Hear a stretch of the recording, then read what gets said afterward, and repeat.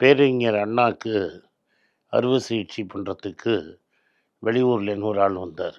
நாளைக்கு எனக்கு பண்ண போகிறீங்களா அப்படின்னு கேட்குறாங்க. கேன்சருக்கு ஆப்ரேஷன், ஒரு நாள் தள்ளி போட்டுக்கங்களேன் அப்படின்னு கேட்குறாரு.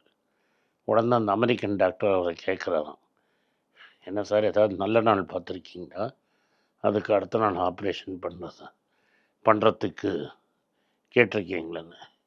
என் காலம் கடைசி காலத்துக்கு வந்துட்டோன்னு எனக்கு தெரியும். எனக்கு அதிலலாம் நம்பிக்கை கிடையாது. நாள் என்ன செய்யும், போல் என்ன செய்யும்ங்கிற மாதிரி நாள் தான் அறிஞர் அண்ணா.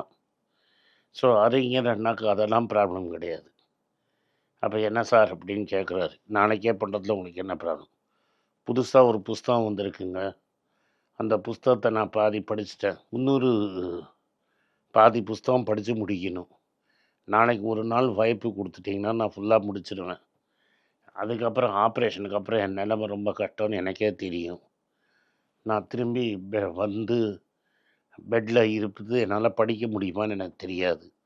அதனால் நான் ஆப்ரேஷன் போகிறதுக்கு முன்னாடியே இந்த புஸ்தகத்தை படித்து முடிச்சுக்கிறேன்னாரு பேரறிஞர்.